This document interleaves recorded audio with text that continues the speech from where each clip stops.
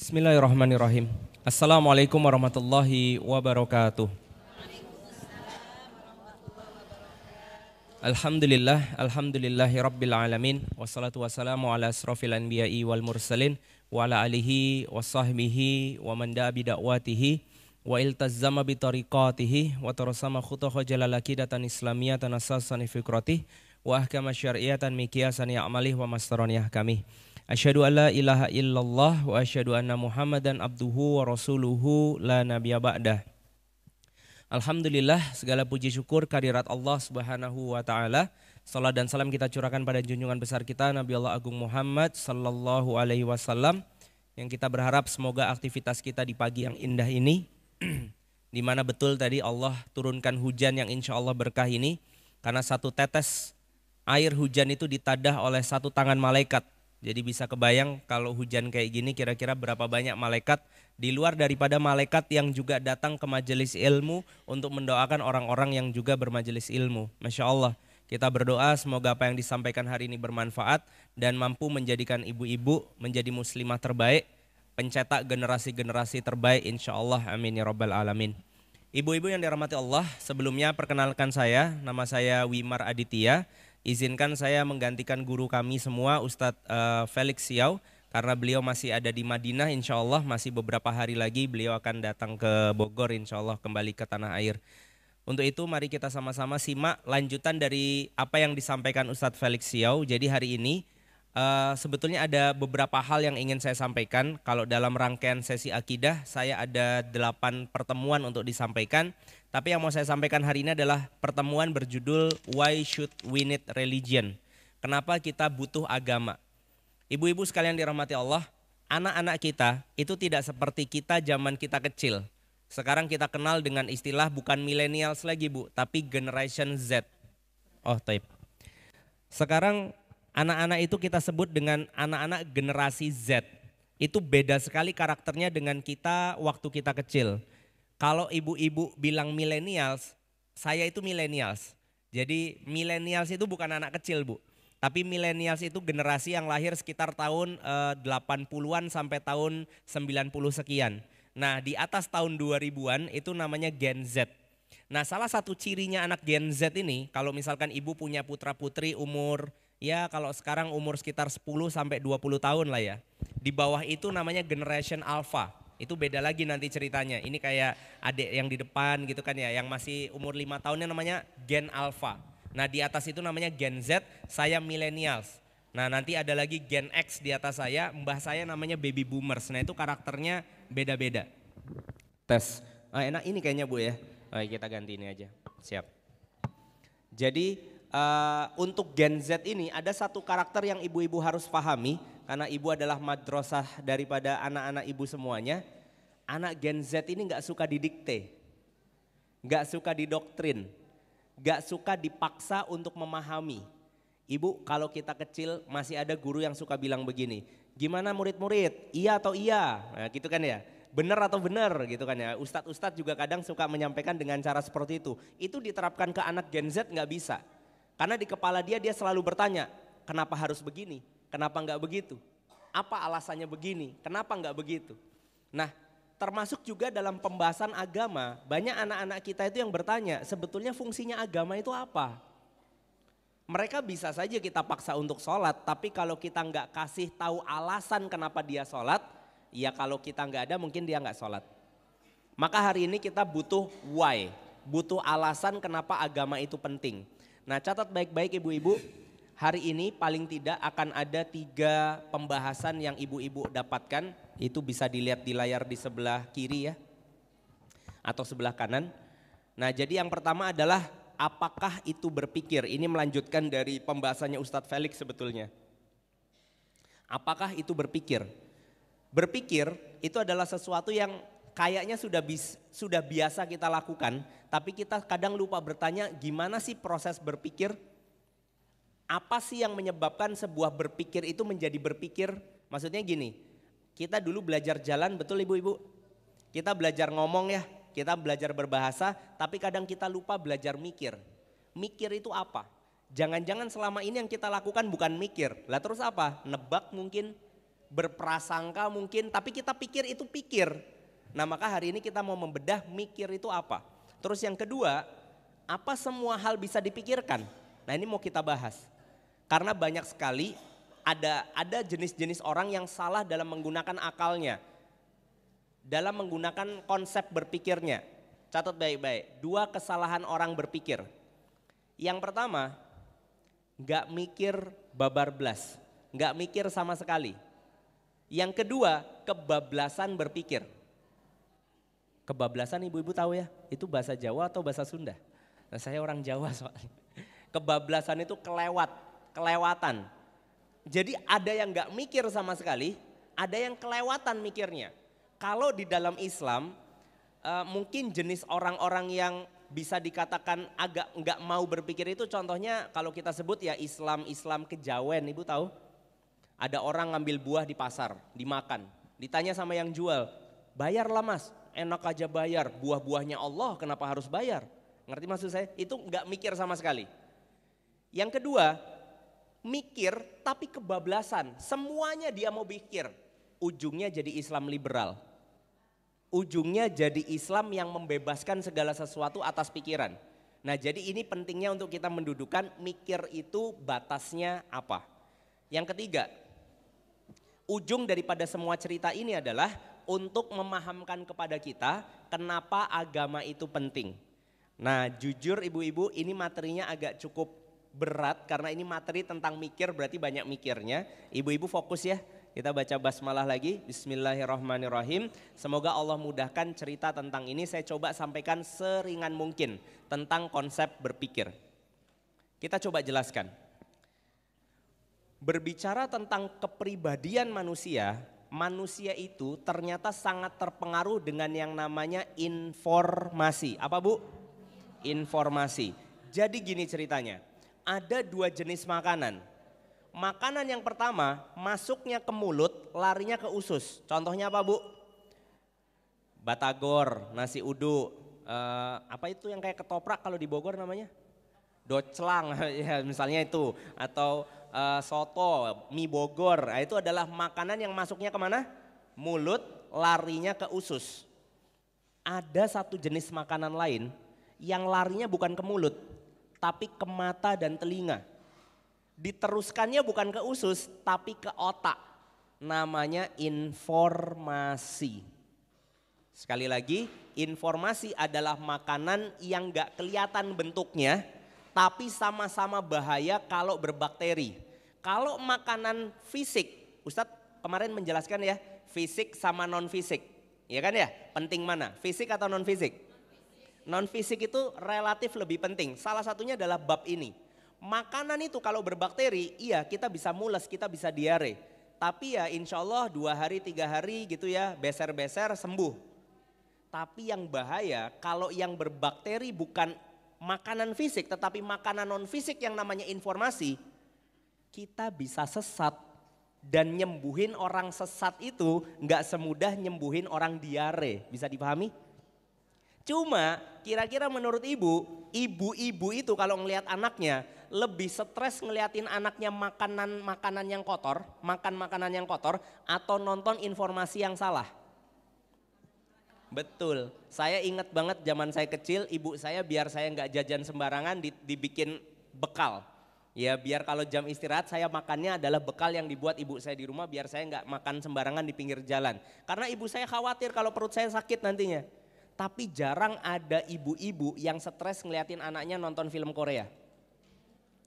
Jarang ada ibu-ibu yang stres ngeliatin anaknya baca komik seharian tanpa tahu isi komiknya apa. Jarang ibu-ibu yang kemudian stres ngeliatin anaknya main game bukan karena waktu yang terbuang ya bu, tapi ngeliat gamenya isinya apa. Karena jangan salah ibu-ibu, pemahaman tentang ateisme, ketiadaan agama, pemahaman mohon maaf tentang LGBT, pemahaman tentang ya seks bebas, itu masuknya lewat game, masuknya lewat film, masuknya lewat lagu-lagu dan jarang ibu-ibu stres ngeliatin anaknya begituan. Artinya lebih banyak ibu-ibu concern atau mikir kepada yang fisik, lupa sama yang non fisik. Nah, apa itu informasi? Kalau di Jelasin akan ada banyak jenis. Contohnya yang kalau kita lihat di depan, isu itu informasi, pengalaman itu informasi, buku yang kita baca, pengajaran termasuk hari ini nih Bu. Kalau yang saya sampaikan ini berbakteri, ibu-ibu bisa sesat. Kalau yang saya sampaikan benar, ibu-ibu bisa jadi tambah soleha insya Allah. Ya bisa dipahami ya, jadi ini pentingnya pengajaran yang benar. Media, apa yang kita tonton, siapa yang kita follow, siapa yang kita subscribe, itu adalah media yang kita konsumsi juga. Termasuk kejadian-kejadian yang ada di depan mata kita. Ini kita sebut apa tadi? Informasi. Informasi atau bahasa Ustadz Felix kemarin referensi, itu adalah sesuatu yang sangat penting karena ini makanannya manusia. Karena ini makanannya manusia. Contoh, kalau ada anak kecil nggak pernah diajarin benar salah. Kalau maling barang orang didiemin, pertanyaannya lama-lama dia akan ngerasa maling barang orang itu benar atau salah? Benar. Mungkin pertamanya deg-degan, 2 kali masih deg-degan, 10 kali mulai hilang deg-degannya, 20 kali kleptomania. Jadi ngerasa kalau nggak ngambil ngutil barang orang jadi ada yang salah. Artinya informasi ini harus difahamkan sejak dini. Bahkan sebelum manusia itu tahu benar dan salahnya itu apa, Allah menurunkan Islam untuk memberitahu itu. Untuk menjadi Al-Furqan, pembeda antara hak dengan yang batil. Biar manusia tidak terburu salah dulu, baru dikasih tahu. Nah sekarang pertanyaannya, apa efek kalau orang keburu salah baru dikasih tahu? Efeknya apa? Efeknya bisa jadi dia tahu yang benar, tapi belum tentu dia bisa keluar dari kesalahan karena bisa jadi sudah adiksi. Adiksi, kecanduan. Nah kenapa bisa begitu? Mari kita coba bedah tentang konsep berpikir ini. Informasi itu penting sekali. Manusia itu kayak teko Bu. Kalau masuk comberan keluar comberan. Kalau masuk teh keluar teh. Masuk susu keluar susu. Sama, masuk informasi yang baik jadinya kepribadiannya baik. Masuk yang buruk juga sama. Nah kenapa informasi ini penting? Karena kalau ada informasi pasti kita mikir. Mikir itu syarat salah satunya adalah harus ada informasi yang dipikirkan, betul? Ya kan nggak mungkin ibu nggak mikirin apa-apa tapi mikir, kan nggak mungkin ya. Pasti harus ada informasinya. Bahkan nih ada kabar baik, ada kabar buruk. Ibu-ibu mau yang mana dulu? Oh yang baik dulu ya, jangan yang buruk dulu ya. Kabar baik atau kabar buruk tentang otak Bu? Saya jelasin kabar buruk dulu lah. Enaknya kabar buruk dulu jelasinnya. Kabar buruknya nih Bu ya, otak itu gak ada saklarnya. Setiap kali mata memandang sesuatu dan telinga mendengar sesuatu itu pasti otak mikir. Otak itu gak ada saklar berhenti mikir itu gak ada. Kalau sampai ada saklarnya kepencet jadinya gila. Bisa difahami ya? Dan ini penting sekali Allah bikin saklarnya ini gak ada. Kenapa? Karena kalau sampai otak tidak bisa berpikir maka manusia itu hilang akal dan konsekuensinya di depan Rokib Atid dia nggak ada catatan. Jadi ada yang pernah nanya, Ustadz gimana cara saya kalau pengen maksiat tapi nggak dosa? Ada. Caranya adalah coba lakukan saat gila. Nah itu yang terjadi. Yang kedua, ini ada di dalam sebuah hadis Bu. Coba lakukan saat tidur. Karena orang tidur itu nggak dosa. Ibu kalau mau gibah boleh. Tapi caranya dilakukan saat tidur. Ibu tidur gitu terus ngibahin siapa gitu nggak apa-apa. Tapi harus tidur. Tidur itu nggak akan membuat ibu dosa. Ya contohnya yang paling sering kejadian ya kalau misalkan ibu tidur. Tiba-tiba ngulet tangannya nampol suami. Pak gitu kira-kira dosa atau enggak? Nah kalau pas tidur enggak? Nah jadi satu-satunya cara untuk nampol suami nggak dosa ya pas tidur itu. Atau yang ketiga Bu. Lakukan saat ibu masih belum akil balik. Saat akalnya belum sempurna nih kayak bocah-bocah anak-anak yang di depan ini. Apa kesamaan dari orang gila, orang tidur sama anak kecil yang belum akil balik? Sama-sama mikirnya tidak sempurna. Maka kesempurnaan berpikir ini syarat beramal. Karena kalau kita mikirnya nggak bener alias nggak bisa mikir alias gila, Rokib Atid itu nggak nyatet apa-apa, nganggur mereka. Pahala nggak dicatat, dosa nggak dicatat. Bisa dipahami ya? Jadi mikir itu syaratnya ada informasi. Dan ibu harus sadar bahwa otak kita ini hebat sekali. Otak itu Bu mampu merekam, kalau ditulis itu 60 ribuan ensiklopedia, itu bisa direkam otak. Masa sih Mas, kayaknya saya nggak ingat apapun. Kayaknya saya suka lupa. Coba kalau saya bilang apapun makanannya, minumnya, nah jangan dijawab. Tapi keluar nggak di kepala? Ibu hafal? Pernah ngapalin nggak? Enggak, karena sering dilihat, sering didengar, jadinya hafal. Coba kalau misalkan saya tanya, putranya Rasulullah namanya siapa? Ada yang jawab, ada yang nggak jawab. Kalau putranya Ahmad Dhani Bu, yang cowok 3 tuh. Nah, Al, El sama Dul gitu ya. Berarti lebih sering dengar mana? Cerita Ahmad Dhani atau Rasulullah? Ya ini tentu nggak ada salahnya Mas Ahmad Dhani. Cuma maksudnya artinya sebetulnya kita itu bisa sepintar Ustadz Adi Hidayat. Cuma yang jadi masalah Ustadz Adi Hidayat isinya Al-Quran, ya kita isinya infotainment. Nah ini yang kemudian jadi masalah. Nah ini membuktikan bahwa kita tuh sebetulnya cerdas. Cuma pilihan-pilihan yang kita masukin saja yang kadang nggak tepat. Sehingga isinya ini jadi ngeblank. Oke, kita lanjutin. Mikir kalau diterusin jadi yakin. Jadi keyakinan itu munculnya dari proses berpikir. Termasuk keimanan Mas? Iya, termasuk kita beriman itu adalah proses berpikir. Makanya Allah katakan apa?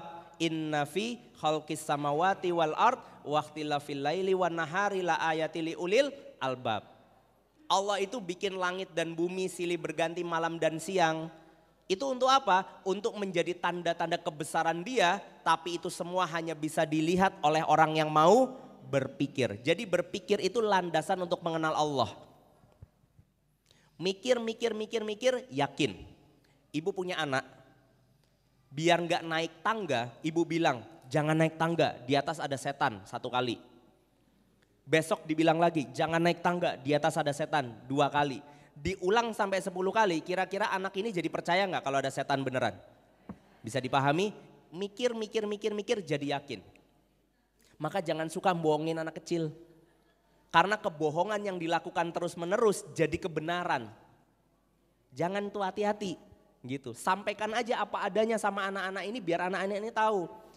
Nak, naik tangga itu susah, kamu masih kecil, kalau mau naik tangga boleh tapi ibu bantu ya. Setiap mau naik tangga kasih tahu ibu, nanti ibu bantu ke atas. Itu akan jauh lebih baik daripada dikasih tahu ada setan, ada hantu dan lain-lain. Oke? Jadi mikir, jadi yakin. Kenapa yakin itu penting untuk dibahas?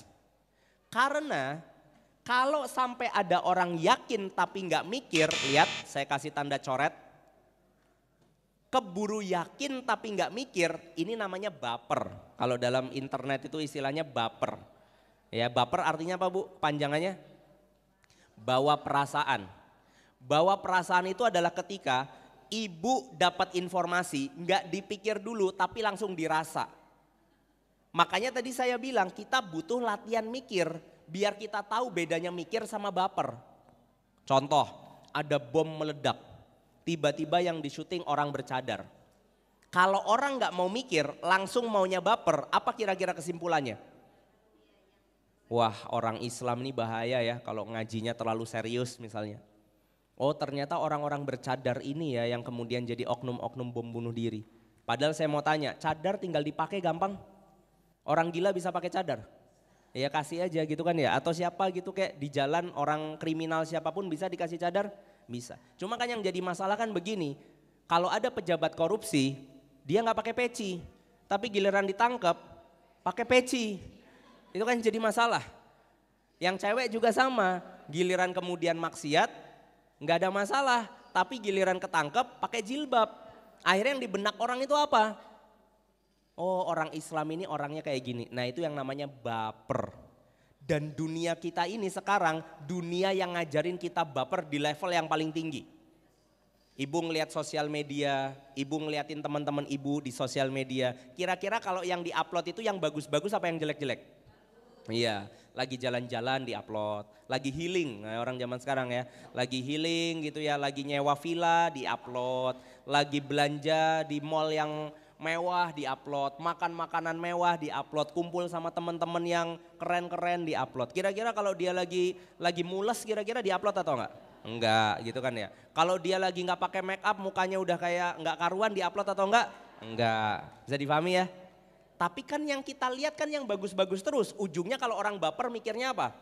Keren banget ya hidup dia. Kok aku nggak hidupnya nggak kayak dia ya? Itu namanya baper. Nah hati-hati sama baper. Prosesnya itu harus mikir dulu baru yakin. Kalau keburu yakin nanti jadi susah untuk mikir. Ada si A, si B berantem. Miskomunikasi sebetulnya. Cuma akhirnya selek bu. Nggak mau ketemu, nggak mau kontak dan lain-lain. Terus tiba-tiba ada temennya yang udah ngasih tahu, Mas atau Mbak, masalah kalian itu cuma miskomunikasi. Maksudnya dia tuh nggak gitu, maksudnya begini. Tapi maksudnya ini tuh begini nggak begitu. Dikasih tahu sudah bu. Pertanyaannya, orang kalau sudah marah dikasih tahu ngefek nggak? Enggak. Karena sudah keburu yakin. Levelnya sudah lebih dalam. Dan ini khususon ya bu, khususon ini ujiannya emak-emak atau ibu-ibu atau mbak-mbak. Kalau laki-laki relatif nggak terlalu banyak yang terjebak dengan hal ini. Tapi kalau perempuan, bahasanya Ibnu Katsir itu ghalabatu masairiha, perasaannya itu sangat menyeliputi. Suami pulang, kok bau minyak wanginya beda. Nah itu ruwet itu urusannya tuh. Gitu kan ya, tiba-tiba diajak ngobrol kok ketus misalkan gitu. Tiba-tiba lagi makan dia dapat telepon bu. Tapi pas dia dapat telepon kayak kaget gitu terus pergi ke belakang. Teleponnya nggak mau ketahuan kita, langsung kita mikirnya kemana-mana. Padahal semua itu bisa di stop. Ibu bisa bilang, aku nggak akan pernah punya rasa apapun ke suamiku sebelum aku tahu faktanya kayak apa. Karena kalau udah ribut duluan, kalau sudah marah duluan, suami mau jelasin kayak apapun percuma, mendingan pingsan. Ngerti maksud saya? Karena udah keburu baper, kalau udah keburu baper udah gak bisa diapa-apain. Nah ini pentingnya belajar mana mikir, mana yakin. Nanti kita akan masuk lebih dalam hari ini, sebetulnya yang mau kita bahas itu cuma kotak berpikirnya aja. Tapi saya kasih konsepnya dulu. Yakin ini bu, yang akhirnya menggerakkan ibu-ibu untuk melakukan aktivitas. Sebelum sampai ke situ coba lihat di gambarnya. Mikir itu butuh alat, hardware, namanya otak. Oke? Softwarenya namanya akal. Sementara yakin butuh hardware namanya kolbu. Ini ulama masih berselaru. Kolbu itu sebetulnya jantung apa hati? Nah itu ada yang bilang hati, ada yang bilang jantung. Alasannya juga masing-masing. Yang bilang jantung bilang karena jantung itu punya self saraf otonom kayak bisa mikir sendiri. Yang bilang hati itu gara-gara kalau ada orang transplantasi hati bu, sifatnya jadi berubah seperti pemilik hati sebelumnya. Jadi ada orang sakit nih hatinya harus dicangkok pakai hatinya orang lain. Itu nanti sifatnya bisa berubah kayak hati orang lain. Makanya ini masih berselaru antara jantung atau hati terserah bu. Tapi yang jelas kolbu ini adalah alatnya, hardwarenya, softwarenya namanya perasaan. Saya mau tanya, kalau gitu penting gak perasaan? Iya, tapi jangan sampai perasaan ini muncul tidak dengan berpikir, itu aja masalahnya. Perasaan itu diperlukan bu, apalagi khususnya ibu-ibu. Otot laki-laki sama perempuan kuat yang mana bu? Otot laki-laki, tapi kalau nggendong bayi tahan siapa? Ibu atau bapak? Nah tahu gak kenapa? Karena ibu nggendongnya gak pakai otot, pakai perasaan. Bisa difahami. Jadi perasaan ini penting atau enggak? Oh ya penting. Penting sekali. Artinya kita harus sadar bahwa keduanya ini penting. Tapi suka kedudukan perasaan ini menguasai karena kita enggak mau mikir. Nah itu yang kemudian digarisbawahi hari ini. Ayatnya ketika kemudian Allah mengatakan di dalam surat Yunus. Wa mayyattabi'u aktsarahum illa dzanna kata Allah. Dan sebagian besar daripada manusia itu sukanya dzon. Zon itu apa bu? Prasangka. Ya zon ada dua ya. Husnuzon sama su'uzon. Kata Allah orang itu sukanya berprasangka. Inna dzonna la yughni minal haqqi syai'a. Padahal berprasangka ini tidak akan pernah membuat kalian menemukan kebenaran. Maka hati-hati dengan prasangka. Nah itu yang kemudian perlu kita sampaikan. Berikutnya. Mikir jadi yakin. Apa yang terjadi ketika orang meyakini sesuatu? Maka mulai muncul tindakan. Oke, kemarin Ustadz menjelaskan proses perbedaan antara tidak tahu jadi tahu dan tidak bisa jadi bisa. Oke? Tidak tahu jadi tahu contohnya ngaji, gitu kan ya. Tidak bisa jadi bisa itu harus dilatih, diulang berterus-terusan sampai kemudian jadi habits misalkan begitu. Nah ini prosesnya. Yang mendrive kita melakukan sesuatu itu keyakinan kita. Saya mau tanya, ibu-ibu yakin sama Islam atau enggak? Cinta sama Allah?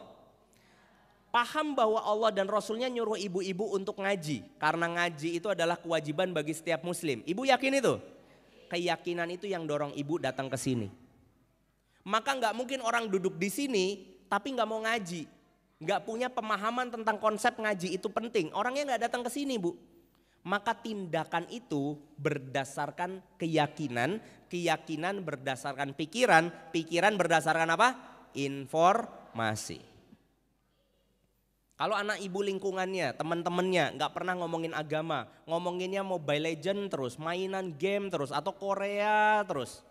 Apa yang terjadi sama anak ibu? Maka dia akan berkeyakinan dunia Korea ini menjadi sepenting itu. Dan faktanya memang cukup mengerikan. Ada anak, kalau di Yuk Ngaji itu ada yang namanya Mas Fuad Naim, dia concern khusus untuk mendakwain anak-anak yang kejebak di Korea. Sampai ada anak yang nodong pisau, Bu, ke ibunya. Gara-gara ibunya ngelarang dia nonton drama Korea. Jadi anaknya nih bilang kalau ibu ngelarang-larang terus, ya udah ayo aja gitu kira-kira. Bisa kebayang?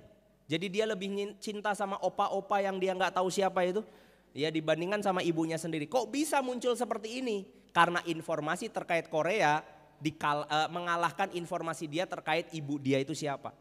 Nah ini makanya harus balance, harus ibu itu harus tahu dunia anak ibu. Gitu ya. Kerja boleh, punya kewajiban sebagai istri tentu perlu, tetapi untuk bisa dekat sama anak kita harus tahu dunianya. Oke, bahkan kalau perlu ya nonton bareng itu lebih bagus daripada dia nonton sendiri. Yuk lah kalau mau nonton Korea, ibu juga pengen tahu kayak apa sih bagusnya di mana. Jadi ibu tahu ini anak pikirannya kemana. Gitu ya, karena banyak zaman sekarang orang tua yang gak bisa komunikasi sama anaknya punya sesuatu ngomongnya ke temen. Bukan ke orang tua, pas ngomong sama orang tua ditanya, kamu kenapa nak? Gak apa-apa. Kamu kenapa kok kayaknya sakit? Enggak, tiba-tiba 3 bulan 4 bulan perutnya melendung. Ngerti maksud saya? Lah ini yang mengerikan. Ini yang harus kemudian kita sadari. Kita lanjutin lagi. Tindakan muncul karena keyakinan. Tindakan yang dilakukan terus menerus jadi kebiasaan. Kebiasaan itu habits. Apa berbedanya orang yang bertindak karena tindakan biasa dengan karena habits? Habits terjadi secara otomatis. Habits terjadi secara otomatis kayak misalnya contohnya, ntar saya cari dulu nih. Ini ibu-ibu tidak ada yang berekspresi ya, sebentar. Ini kayaknya mbak yang di depan ini. Iya tangannya jangan turun mbak, udah benar bagus begitu. Nah tadi sekarang udah turun, tadi tangannya begini Bu. Ya. Atau misalkan ketika misalkan ibu lagi kaget terus ngucap sesuatu, dor misalkan, ayam, nah itu misalnya. Itu ayam itu kira-kira dipikir atau enggak ngomongnya? Langsung keluar kan, nah itu namanya habits. Refleks, lah munculnya dari mana? Karena sudah terbiasa, karena sudah dibiasakan. Maka ketika orang itu sering membiasakan kalimat thayyibah, sering zikir, sering baca Quran, kalau dor, kalau dikagetin, astagfirullah, innalillahi, Allahu akbar, masya Allah, subhanallah dan seterusnya. Yang keluar kalimat yang sering diucapkan. Tapi kalau kalimat-kalimat kasar, bahasa-bahasa jalanan, binatang semua. Kalau didor, ya yang keluar itu. Pertanyaannya kalau yang ngedor temennya masih gak apa-apa. Tapi yang repot kan kalau yang ngedor malaikat Israel, bisa difahami gak maksud saya? Jadi yang ngagetin malaikat Israel, ternyata kalimat terakhirnya ayam, meninggal dia. Pertanyaannya kalau meninggal dengan lafaz ayam, itu kira-kira mati dalam kondisi husnul khotimah atau su'ul khotimah? Bisa difahami ya? Jadi ini pentingnya kenapa kita harus membiasakan kebiasaan-kebiasaan baik. Ada mungkin kalau saya dulu punya ibu atau kakek nenek ya, kalau saya belum sampai di level itu. Jam 3 teng bangun gak pakai alarm Bu. Ya mungkin sebagian dari ibu-ibu juga sudah punya kebiasaan ini. Dan ini hebat gak pakai alarm tapi pas menitnya di 12 bangun. Kayak tidur ngeliatin jam gitu. Ya. Bangun otomatis mandi, otomatis tahajud. Ada yang saya pernah lihat itu sampai senyaman itu dia melakukan tahajud. Pertanyaannya, itu adalah hal baru yang dia lakukan atau sudah saking seringnya makanya begitu? Sudah kan saking seringnya. Maka menyeringkan tindakan yang baik, kita jadi adiksi kegiatan baik. Jadi ibu-ibu harus paham bahwa amal soleh itu bisa adiksi juga, amal maksiat sama. Maka jangan memulai sesuatu yang jelas salah karena nanti keluarnya susah. Itu yang tadi saya bilang. Ada anak Korea yang saya tanya, kamu pengen gak berhenti nonton drama Korea? Pengen, gimana caranya? Ya caranya gampang, episode satunya jangan ditonton. Karena kalau episode satunya ditonton jadi penasaran episode 2-nya kayak apa. Episode 2-nya ditonton, episode 3 akhirnya gak selesai-selesai. Dia tonton sampai episode ke-10 ya ujungnya pengen lihat serial yang lain. Akhirnya gak selesai-selesai. Bisa difahami ya? Jadi ini adalah cerita tentang habits. Fokus kita bukan di situ. Fokus kita ada di mikir, nanti kita akan masuk ke kotak mikir. Ini saya cuma ngasih tahu konsepnya saja. Karena begitu saya memahami tentang konsep ini saya jadi ngerasa ternyata dunia ini gak terlalu ribet ya. Saya dulu suka baca buku psikologi Bu atau baca buku pengembangan diri gitu. Itu kan banyak banget teorinya ya. Menurut saya dengan konsep ini jelas sekali. Batasi informasi yang baik, termasuk lingkungan yang baik, termasuk ya berita, buku, apapun yang baik, orang jadi baik. Udah gitu aja sederhana. Oke, kita lanjutin. Dari sini kemudian dari akliyah dan nafsiyah, jadi yang di atas itu proses akliyah, mikir sama yakin, yang di bawah proses nafsiyah, didorong oleh nafsu, bertindak sama berkebiasaan. Akliyah dan nafsiyah ini kalau digabungin jadi saksiyah, jadi kepribadian. Berarti kepribadian seseorang itu munculnya dari mana? Dari bagaimana dia berpikir dan nafsunya lari kemana. Oke? Itu akan mempengaruhi kepribadian seseorang. Kalau informasinya islami, insya Allah kepribadiannya islami. Dan sebaliknya juga sama. Kita lanjutin lagi. Ada yang nanya, gimana caranya benerin otak yang sudah keburu kemasukan informasi-informasi yang negatif? Nah ini ilustrasinya kalau ada tinta, itu kita bisa tetesin tinta di gelas yang putih ini. Ya otak ini mirip lah sama Hajar Aswad Bu, tadinya putih lama-lama hitam gitu kan ya. Nah, tadinya beres lama-lama informasinya isinya yang negatif. Gimana cara bersihinnya? Ibu bayangin kalau saya punya tetes satu tinta masuk ke sini kan jadi hitam nih. Gimana caranya biar jadi putih lagi? Tapi tidak dengan membuang gelasnya atau membuang isinya. Kalau bahasa Jawa digerojokin Bu, di apa Bu? Disiram dengan air putih terus menerus sampai hilang hitamnya. Jadi itu adalah cara satu-satunya untuk mengcover informasi yang salah. Mau nggak mau informasi-informasi yang baru itu harus masuk. Ini dengan syaratnya belum adiksi. Kalau belum adiksi masih bisa begini. Kalau sudah adiksi harus lebih repot karena harus rehabilitasi. Semua jenis adiksi solusinya itu.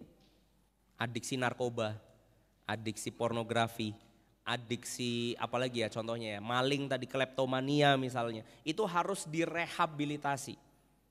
Termasuk di dalam Islam juga sama, adiksi maksiat tertentu itu caranya harus dijauhkan dari lingkungan orang yang bermaksiat, dikumpulkan, dikurung dalam camp orang itu, nggak boleh hubungan sama orang itu kan mirip ya, direhab, diisolasi, kira-kira begitu. Nah dari sini kita kemudian mau masuk ke dalam proses bagaimana cara berpikir itu sehingga kita tidak terjebak salah menggunakan akal kita. Tadi saya mengenalkan kepada ibu 2 kesalahan berakal. Yang pertama nggak mikir babar blas, yang kedua kebablasan berpikir. Nah saya kepengen ngajak ibu untuk menyelami dunia itu biar ibu-ibu tahu mikir itu apa. Siap? Ini baru masuk materi Bu, tadi mukodimah ya. Ya, masih semangat? Oke, kita lanjutin ya. Sudah sarapan Ibu? Sudah sarapan? Saya tes dulu, coba diangkat tangannya. Ya, coba pegang dagunya masing-masing. Iya, dagu Ibu. Iya. Dagu. Ini tuh namanya dahi. Ya. Katanya udah sarapan. Ini kayaknya sarapannya docelang ini. Saya masih bertanya-tanya loh, docelang itu lauknya apa sebenarnya? Karena itu lontong, kuah kacang, kerupuk. Iya. Terus lauknya di mana? Itu saya kalau beli docelang itu selalu bertanya-tanya. Saya buka-buka, saya khawatir orangnya lupa masukin. Enggak ya, emang begitu doang ya? Oke lah.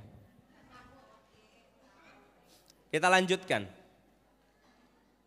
Saya mau memperkenalkan kepada ibu bahwa berpikir itu ada rukunnya, ada syaratnya. Syarat nikah apa bu? Yang pertama harus ada yang mau.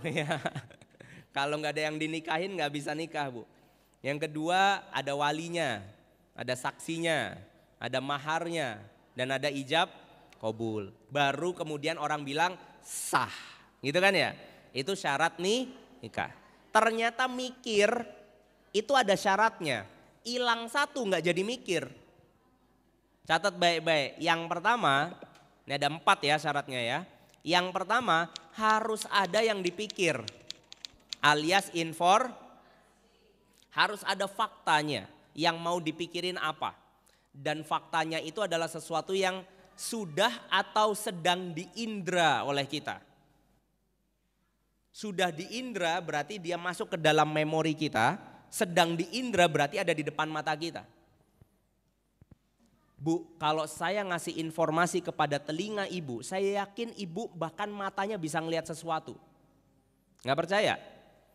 Ibu tolong ikuti perintah saya. Siap? Nah ini kurang keras, kurang semangat. Siap? Oke. Tolong ibu jangan bayangkan SpongeBob. Jangan bu. Jangan dibayangin tuh SpongeBob yang giginya 2 di depan itu. Terus warnanya kuning lagi-lagi lari-lari sama Patrick. Ngejar ubur-ubur. Nah gimana? Apa yang ada di pikiran ibu sekarang? Ada SpongeBob kan? Nah itu saya bilang otak ini punya kabar buruk. Gak bisa berhenti mikir. Dikasih informasi pasti dipikir. Oke? Contohnya misalkan ini pisang ya. Saya punya pisang sebagai bahan kita untuk berpikir.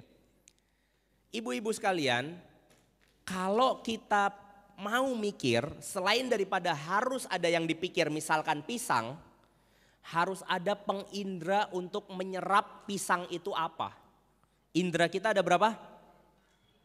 5 apa 6? Nah, ada yang punya indra ke-6 di sini. Indra 5 ya. Apa aja? Peraba, kulit kita.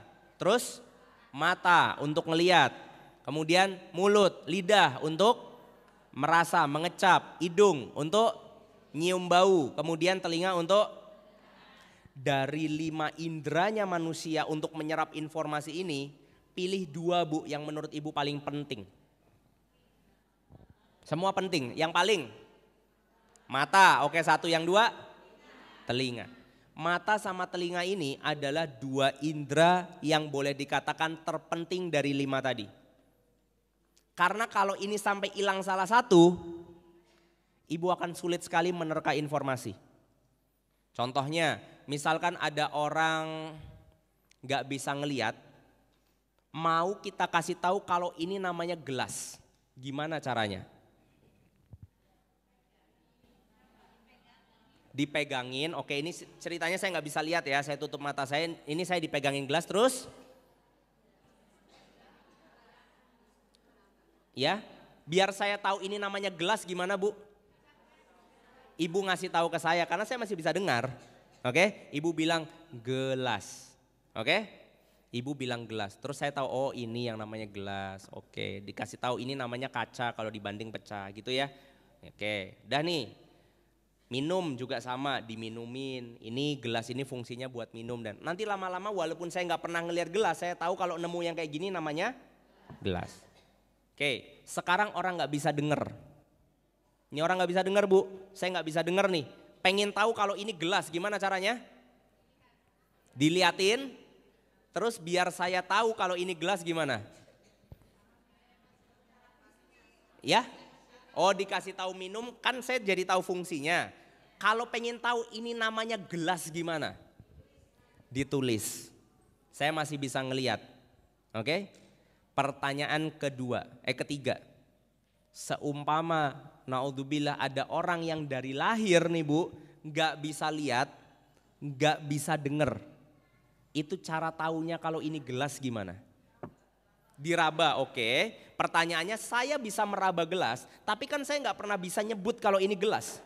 Gimana sampai otak saya itu ngomong ini gelas, caranya gimana? Dikasih tahu pakai apa? Ngomong saya nggak denger, diliatin saya nggak ngeliat.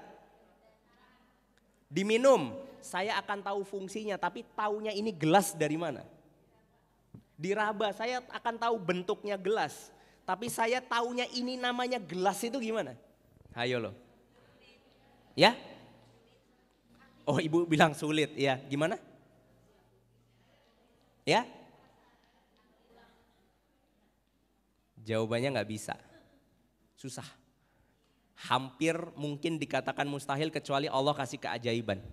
Kenapa? Karena untuk merespon ini nggak ada indranya.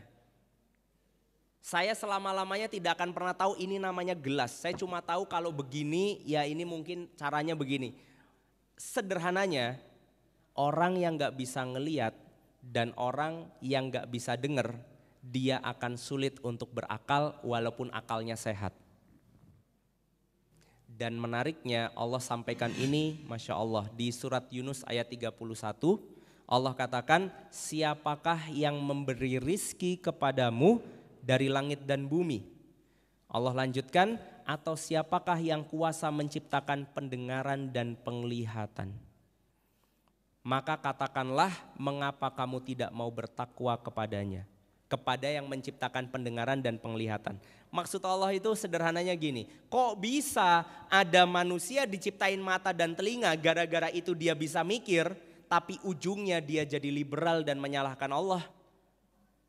Kok bisa gara-gara sesuatu yang Allah ciptakan untuk kita bisa mengenal Allah, malah orang ini tidak menuhankan Allah tapi menuhankan yang lain? Maka di sini Bu, kalau kita nggak dikasih Allah ngeliat, nggak dikasih Allah denger, sudah. Insya Allah kita tidak akan bisa merekam apapun untuk masuk ke otak kita, walaupun otak kita ini kerjanya sehat. Maka alhamdulillah atas nikmat mata dan nikmat telinga, akhirnya kita bisa memahami segala sesuatu. Ini contoh salah satu yang kita ambil. Jadi kita mau ngambil pendengaran. Saya pernah datang ke Bekasi Bu, di sana ada salah satu kelompok komunitas teman tuli namanya Little Hijabi. Nah ini ada video singkat, Ibu bisa lihat di layar. Betapa sulitnya tapi semangatnya mereka untuk belajar Islam padahal dengan kesulitan karena mereka nggak bisa mendengar. Nah, kita lihat ya perjalanan kita ke sana.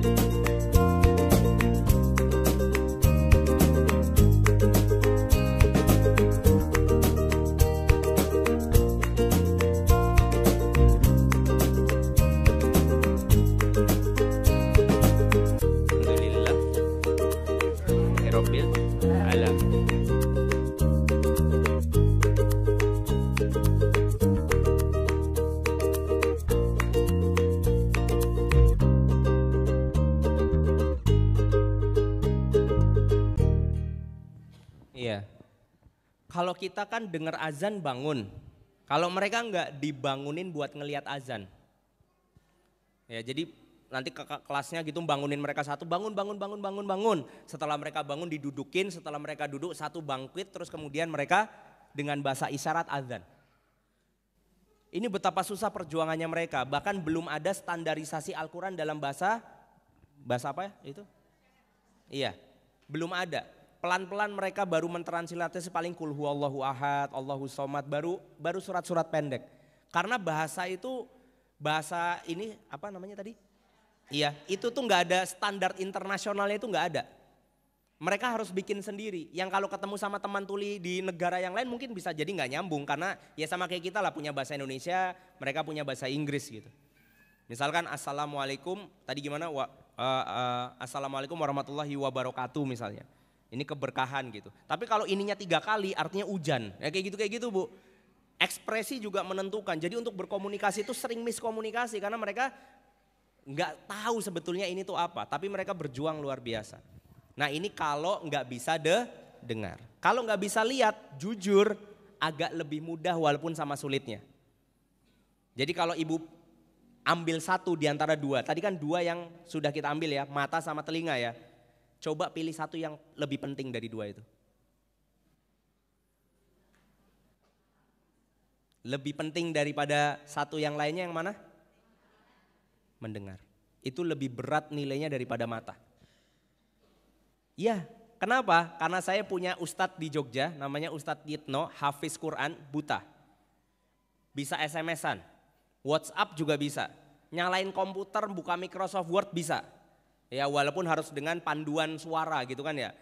Start, program, Microsoft Word, enter, kayak gitu-gitulah. Handphonenya juga seperti itu. Tapi masih bisa, mudik pulang kampung sendirian, masih bisa. Tapi kalau teman tuli ini akan sangat lebih sulit daripada yang nggak bisa lihat. Dan kerennya, mukjizat yang Allah turunkan kepada Rasulullah itu mukjizat telinga. Sementara mukjizat yang Allah turunkan kepada nabi-nabi sebelumnya, mukjizat mata. Bani Israel, apa yang kemudian dia langsung dapat ketika Musa membelah lautan misalkan lewat izin Allah. Mereka melihat atau mendengar, lebih berat yang mana? Melihat. Jadi mukjizatnya itu mukjizat yang nampak. Kalau Rasulullah mukjizat yang diperdengarkan. Efeknya apa? Kalau mukjizat itu yang diperdengarkan bisa diwariskan. Kalau yang dilihat nggak bisa. Gimana caranya kita ngelihat laut terbelah lagi? Bisa? Nggak bisa, itu udah zamannya Nabi Musa, nggak akan keulang lagi, kita nggak akan pernah bisa ngeliat itu. Tetapi karena mukjizatnya Al-Quran diperdengarkan, maka itu bisa turun-temurun sampai sekarang kita bisa pegang mukjizat itu. Jadi ini kekuatan daripada pendengaran. Kita lanjutin Bu ya. Syarat ketiga, apa Bu kira-kira Bu? Sudah ada pisang informasi, ada indera untuk mendeteksi informasi. Biar bisa mikir informasinya harus lari kemana? Tadi saya bilang ada 2 makanan, satu lari ke mulut, tulunya ke usus, satu lari ke mata dan telinga, larinya ke otak ya, harus punya otak Bu.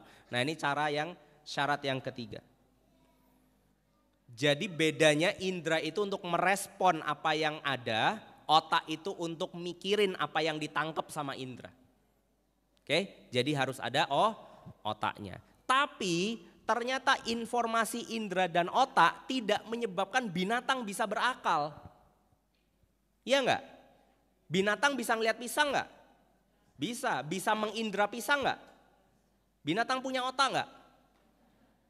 Ibu pernah enggak sih kayak naik motor gitu terus ada kucing mau ketabrak nyeong gitu, terus ada yang bilang dasar kucing enggak punya otak gitu. Terus kucingnya tiba-tiba berhenti nengok Bu. Itu kucingnya heran, enggak aku tuh punya otak tahu gitu ya. Cuma aku nggak punya akal, ngerti nggak maksud saya? Nah, harusnya jangan bilang dasar kucing nggak punya otak, tapi harusnya dasar kucing nggak punya akal. Nah itu nanti kucingnya baru bilang, itu baru bener, dia baru jalan lagi Bu. Paham ya? Jadi ternyata informasi indera dan otak dimiliki binatang, tapi binatang nggak punya akal karena binatang nggak punya yang keempat, dan ini yang membuat saya takjub dengan materi ini ketika pertama dapetin. Apa Bu? Kita sebutnya yang keempat ini adalah maklumat as-sabiqah atau informasi yang telah datang sebelumnya. Jadi bedanya binatang sama manusia adalah manusia itu hard disknya itu besar sekali. Otak itu bisa menyimpan puluhan tahun memori. Ibu kalau pulang kampung terus nemu spot tempat bakso, tempat zaman dulu ibu digebet sama mantan misalnya di situ, langsung keinget nggak ceritanya? Ya ini dulu pernah makan di sini gitu. Cuma nggak berani ngomong aja sama suami ibu kan gitu kan ya. Tapi tahu ini tempatnya di sini nih, ada kenangan ini, ngerti? Otak itu bisa ngerespon itu. Binatang nggak banyak yang bisa melakukan itu. Adapun ada biasanya sedikit. Yang paling sedikit setahu saya ikan. Ikan itu kenapa nggak pernah bosan di akuarium coba? Kan dia cuma ngek ngok gitu doang. Itu kalau kita bisa mati bosan itu. Tapi kenapa ikan itu nggak bosan? Karena pas dia balik badan, dia udah lupa sama yang tadi itu apa gitu. Jadi memori dia tuh sedikit sekali. Saya punya kucing, kadang kalau kesel ya kadang saya marahin. Tapi besoknya dia nurut lagi. Dia lupa kemarin saya marahin gitu. Gitu kan. Ya untungnya ya Bu, kalau dia bisa nginget repot sekali melihara kucing itu. Ya karena sekali itu dia langsung nginget-nginget gitu, zaman dulu kayak kamu tuh pernah jahatin aku Den. Kok saya sering ya ada ngeliat orang begitu ya. Jadi kalau marah tuh tiba-tiba kesalahan pasangannya sekian puluh tahun itu keluar. Tentu bukan ibu-ibu di sini ya, tentu bukan. Orang lain Bu ya. Nah jadi informasi sebelumnya ini penting karena kalau ini nggak ada, ibu itu nggak bisa mikir.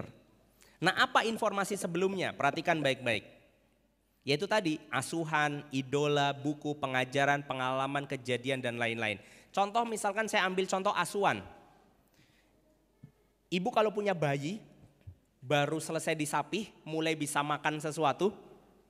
Pertama kali nyuapin, mulutnya mangap nggak? Apa harus diunyel-unyel masuk ke mulutnya itu? Misalkan kita nih punya bayi belum pernah makan nih Bu, kita pakai sendok ngambil bubur bayi terus kita bilang A, pas kita ngomong A itu bayinya langsung mangap atau enggak? Pertama kali loh, mangap enggak? Enggak, itu harus diunyel-unyel dulu, sambil bilang A, na gitu kan, A, pas lagi mingkem, gitu kan ya? Lagi disuap lagi. Yang kedua sama belum mangap, lagi diunyel-unyel lagi, didorong-dorong lagi. Yang ketiga kali begitu 4 kali, lama-lama bayinya itu punya informasi sebelumnya. Apa informasi di kepala bayi? Oh kalau ibu saya ngomong A, walaupun dia mungkin belum tahu kalau kita ibunya ya, atau ibunya itu adalah, kok kita, saya kan bapak ya. Kalau ibu-ibu adalah ibunya, mungkin dia belum tahu, tapi minimal dia ngeresponnya tuh gini, oh kalau A, itu berarti akan ada benda yang ngunyel-ngunyel mulutku, daripada kesakitan mendingan aku mangap. Itu mungkin disuapan ke berapa atau dimakan ke berapa itu bayi baru paham. Maka di beberapa kali sarapan, beberapa kali makan baru akhirnya pas ibu ngomong A, apa yang dilakukan bayi? Mulutnya mangap. Karena apa? Sudah ada informasi sebelumnya. Bahwa A itu artinya akan dimasukkan sesuatu, itu artinya mingkem. Itu jadi informasi sebelumnya. Bisa difahami? Manusia sampai kita besar, sampai saya jenggotan begitu, itu sama.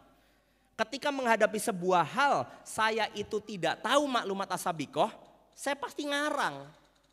Tapi begitu sudah ada informasi sebelumnya atau maklumat as-sabiqah, baru saya punya proses berpikir. Oke, nanti ini ujungnya sampai agama tuh seru banget. Sabar dikit lagi Bu ya. Kita latihan pelan-pelan.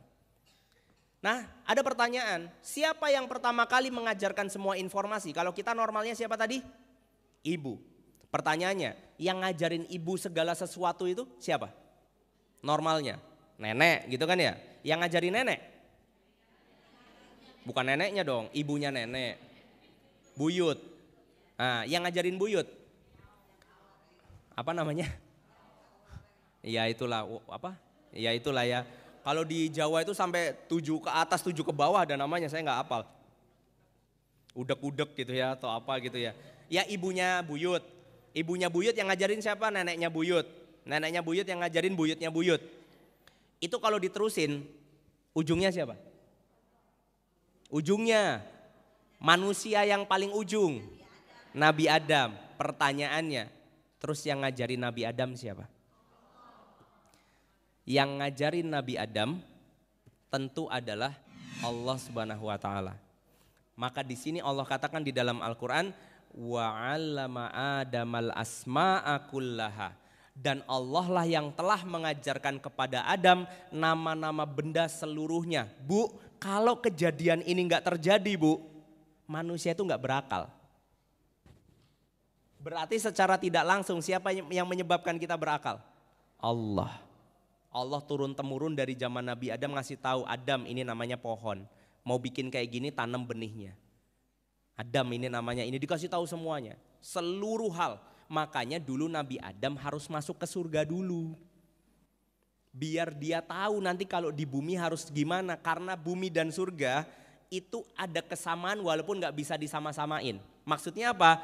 Di bumi ada pohon, di surga ada pohon juga. Cuma tentu pohon surga beda dengan pohon bumi. Tapi untuk ngajarin Nabi Adam, magangnya itu di surga.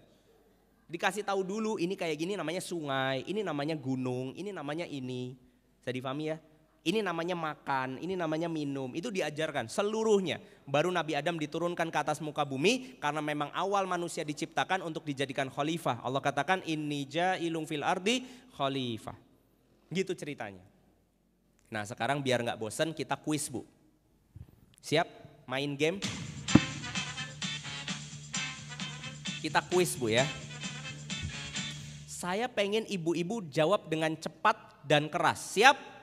Nah itu kurang cepat, kurang keras. Siap? Mau saya tes lagi, pegang dagu. Siap ya? Saya mau sebutkan sesuatu, tolong ibu kasih tahu itu apa. Gitu aja sebenarnya kuisnya. Jawabnya langsung aja, nggak usah ngangkat tangan. Rame-rame dah masjidnya. Siap? Contohnya misalkan gini. Misalkan saya bilang rinso, ibu bilang apa? Sabun cuci, deterjen, nah, paham ya? Jadi saya sebut apa, ibu jawab. Yang paling langsung keluar omongin aja. Siap? Oke, lihat ke layar, pertanyaannya di layar. Pertanyaan pertama, kalau saya bilang Blacky itu apa? Wah, ada yang anjing, ada yang kucing. Ya nggak apa-apa, kucing mau hitam disebut Blacky boleh nggak? Boleh. Tapi kenapa yang keluar anjing sama kucing? Iya, karena sudah biasa dengar anjing dinamain Blacky. Bisa difahami ya? Karena itu adalah maklumat as-sabiqah. Yang keluar itu adalah apa yang paling terekam. Padahal boleh nggak misalkan ibu punya mobil warnanya hitam dipanggil Blacky gitu, boleh nggak? Boleh, tapi kan jarang. Karena jarang nggak kesebut banyak. Paham ya?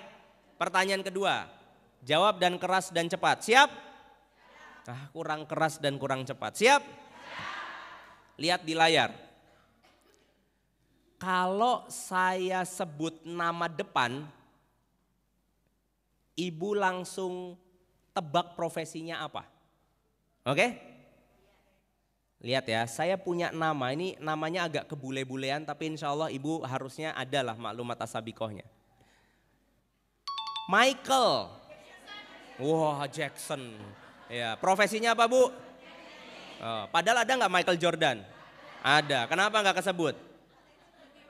Bener, tandanya ibu lebih kuat nginget Michael Jackson daripada Michael Jordan. Ada Michael yang lain? Siapa contohnya? Michael Owen, pemain bola. Michael siapa lagi? Mike. Oh, nggak hafal ya. Iya harusnya orang ini sih orang Indonesia ya, nama Indonesia ya. Misalkan saya sebut Bambang, apa kira-kira lanjutannya? Bambang Pamungkas, pemain bola ya kan, Bambang Yudhoyono, presiden gitu kan ya. Nah itu namanya maklumat as-sabiqah. Ya, karena sudah nyimpen sebelumnya. Nah berarti yang ibu lakukan tadi itu mikir. Karena ada informasi, yaitu kalimat saya tadi itu, ada indera telinga ibu dengerin pertanyaannya, ada otak untuk memproses dan ada maklumat as-sabiqah. Barusan ibu mikir, Blacky tadi tuh ibu jawab anjing itu namanya mikir. Tapi kita coba lanjutin lagi. Yang ketiga, jawab dengan keras dan cepat. Siap? Lihat di layar pertanyaannya. Fiesta, ayo apa? Karena ini forum emak-emak ya, pasti Fiesta itu adalah chicken nugget. Padahal Fiesta ada nggak yang lain? Ada, yang ketawanya paling keras tahu pasti. Itu dijual juga di Indomaret tapi di depan Bu. Ya kalau nugget di freezer, nah ini jualnya di depan. Ada juga itu yang namanya Fiesta. Yang bahaya ini kalau ternyata di antara ibu-ibu sebenarnya mau ngomong Fiesta yang itu tapi aduh kayak malu gitu. Nah itu berarti maklumatnya lebih banyak Fiesta yang itu. Kalau bapak-bapak saya tanya, Fiesta apa lagi Pak selain nugget dan tadi itu permen karet tadi itu. Apa Pak satu lagi Pak? Mobil tuh ada bapak yang nyebut mobil. Mungkin ibu-ibu nggak kebayang banyak tentang Fiesta itu mobil. Karena itu merek yang jarang. Mobil merek Ford tipenya Fiesta. Itu ada mobil Ford Fiesta. Kenapa bapak-bapak cepat kalau saya tanyain mobil? Maklumat asabikohnya lebih banyak tentang itu. Oke? Yang terakhir, siap? Jawab dengan keras dan cepat. Siap? Nanti kita cek apakah jawaban ibu keras dan cepat atau tidak. Pertanyaan keempat ya. Ada nama, lihat, Leika. Iya, apa? Kucing. Tadi ada kucing. Apa? Iya, bapak ada yang jawab keras, kamera. Sebagian daripada ibu-ibu diem. Iya, karena telinga dengar kata Leika nih. Petugas Leica sama ya, terserah mau disebutnya apa. Apa? Oh kalau lencah tahu ya. Itu maklumat asabikoh. Kalau orang Sunda tahu lencah, iya oke. Ibu dengar kata Leika tadi, ya kan? Tim saraf di pendengaran ibu lari ke otak. Sampai ke otak lapor otak. Leika. Lah otak nyari-nyari nih ngubek-ngubek ini. Di harddisk. Kok nggak ada kata Leika nggak ketemu. Akhirnya ibu diem tadi.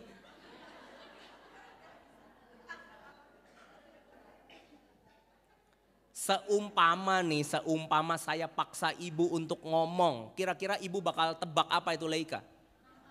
Nama orang. Tapi pertanyaannya ketika ibu bilang nama orang itu nebak atau mikir? Karena ada satu syarat yang hilang. Namanya apa? Maklumat asabikoh. Ngerti ya? Jawaban bapak tadi itu benar. Leika itu adalah merek nih. Merek kamera.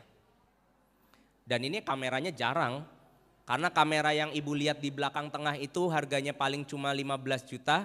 Leika ini yang tadi itu bisa 100 juta belum sama lensanya. Iya, kamera Sultan bu, mereknya Leika.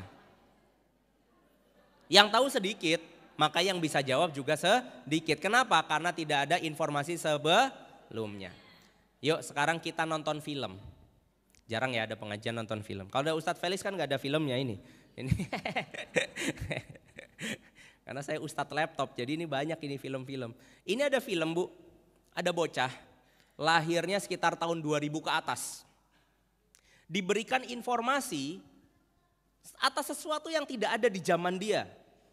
Bahkan ketika dia kecil. Jadi ini anak-anak akan disodorkan komputer keluaran tahun 80.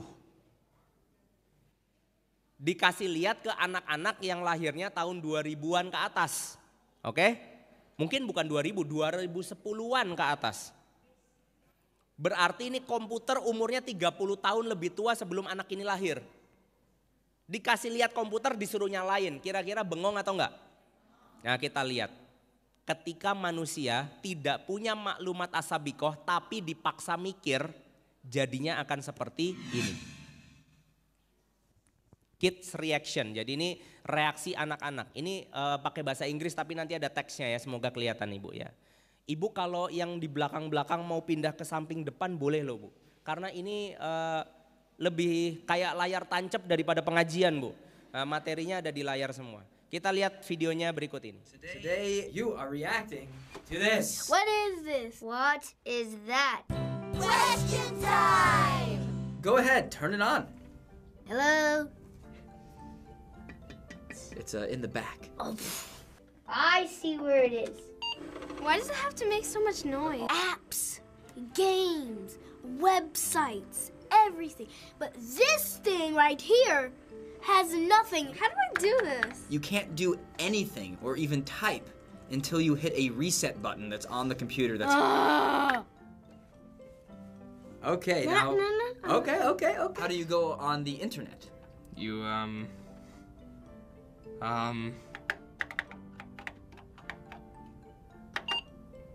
What? Error.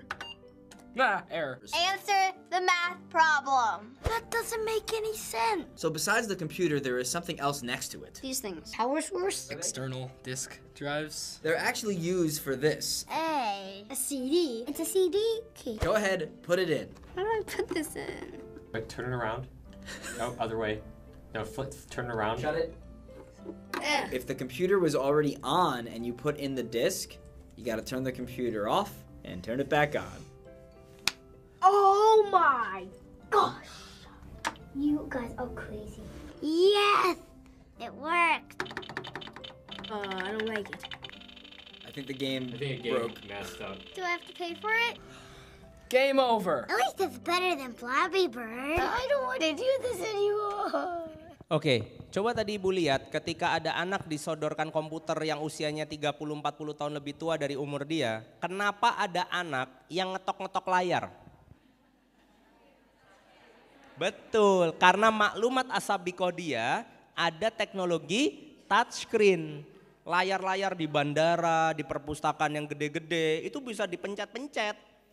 Nah, siapa kali bisa dia ketok-ketok tadi. Kenapa tiba-tiba ada yang bilang gini, answer the math problem, jawab pertanyaan matematika berikut ini. Kenapa dia teriak begitu? Karena komputer kita bisa digituin sekarang. Ada Siri, ada Google Assistant gitu kan ya. Misalkan kita minta tolong, hey Siri apa gitu, nanti dia ngasih tahu kita, cuaca hari ini bagus, ya hari ini bagus. Aku butuh payung, nggak perlu bawa payung, nah, dia bisa jawab begitu. Kalau hari ini. Artinya ketika tidak ada maklumat asabikoh yang tadi mereka anak-anak ini lakukan itu mikir atau nebak? Nebak. Bisa difahami ya? Berikutnya, ada yang tahu nih siapa? Yang jawab Tarzan berarti sudah pernah nonton film Tarzan. Yang gak pernah tahu sama sekali gak mungkin bisa jawab. Gitu kan ya, gak tahu juga ini siapa. Tahu cerita Tarzan Bu? Tarzan itu adalah anak yang bapak ibunya mati dimakan macan di tengah hutan belantara, akhirnya digedein sama King Kong atau monyet atau gorila, ya, jadilah akhirnya Tarzan. Kalau lewat konsep yang sudah kita pelajari, ada satu hal yang nggak masuk akal dari gambar Tarzan ini. Ibu kira-kira yang mana? Tahu nggak? Ya, bisa berdiri. Kira-kira Tarzan mungkin berdiri atau enggak? Jawabannya mungkin. Kenapa? Karena monyet bisa berdiri walaupun gak lama. Ngerti gak? Dia pernah ngelihat ada monyet berdiri, dia ngikutin, dia bisa berdiri, masih masuk akal. Tapi ada yang gak masuk akal tuh di gambar itu tuh. Ya? Ya? Celananya, itu bukan celana juga ya, itu lebih kayak celemek atau apa ya. Betul, itu gak masuk akal. Kok bisa Tarzan pakai celana? Padahal monyet gak ada yang pakai celana. Lo bener nggak? Nih, saya mau tanya. Kalau Tarzan mau ngomong begini, saya pengen makan pisang, mungkin nggak? Makan pisang aja, mungkin nggak? Mungkin karena gorila monyet makan pisang. Tapi kalau tiba-tiba Tarzan bilang, saya pengen makan pisang goreng, mungkin nggak? Nggak mungkin, karena kata goreng itu nggak mungkin keluar di kepalanya Tarzan. Ya, karena nggak mungkin dia pengen pisang goreng tepung Pontianak, nggak mungkin itu. Ke Pontianak nggak pernah, goreng itu apa nggak ada, tepung juga nggak ada, nggak mungkin keluar kayak gitu. Termasuk dia nggak mungkin pakai celana. Mungkin nggak dia punya rasa malu, itunya kemana-mana? Nggak mungkin karena monyet itunya kemana-mana nggak ada yang malu, bisa dipahami? Berarti kalau ada anak orang tuanya nggak tahu malu anaknya. Ini penting ini untuk pelajaran kita. Makanya ada pepatah apa? Guru kencing berdiri, murid kencing salto Bu ya. Iya betul. Lah karena itu adalah sesuatu yang harus diturunkan. Nggak ada kita punya. Jadi saya pernah berdebat dengan ada saudara saya yang kelamaan mungkin di luar negeri. Dia bilang bahwa rasa malu itu muncul karena manusia itu ya dewasa. Dia gitu, jadi bilang semakin orang dewasa rasa malu itu muncul sendiri. Terus saya nanya, kalau gitu ceritanya kenapa banyak orang-orang yang sudah dewasa di negara-negara maju, di pantai-pantai mereka telanjang bahkan telanjang bulat. Kenapa dia gak punya malu? Bingung dia, ya juga ya, iya. Kenapa coba? Jawabannya rasa malu itu bukan muncul lewat fitrah tetapi lewat pengajaran. Kalau nggak diajarin tentang rasa malu, orang tuh ya nggak punya malu. Maka butuh diajari adab, butuh diajari tata krama, butuh dikasih tahu mana aurat, mana yang bukan, itu penting. Dan itu, nah ini spoiler sedikit ya, dan itulah fungsi salah satu peran daripada agama. Untuk ngasih tahu yang benar mana, yang salah mana, karena kalau nggak ada agama ya sebebas-bebasnya. Jadi kalau Tarsan nggak bisa mikir pisang goreng, jawabannya kenapa? Karena akal itu punya batas. Apa yang membatasi akal? Akal dibatasi oleh informasi apa saja yang telah masuk sebelumnya atau maklumat biko. Kita lanjutkan dulu ceritanya. Satu lagi babnya untuk dibahas. Tadi kita bahas tentang syarat berpikir, sudah? Ada 4 ya. Sekarang kita masuk turun membahas tentang nilai yang muncul ketika sesuatu dipikirkan. Oke? Nilai pemikiran, jadi ketika otak ini mengolah informasi, pemikiran itu nilainya mungkin ada 3 jenis, Bu. Yang pertama, pasti salah atau 0% benar. Ini nilai yang pertama, pasti salah atau mustahil akl. Mustahil akli.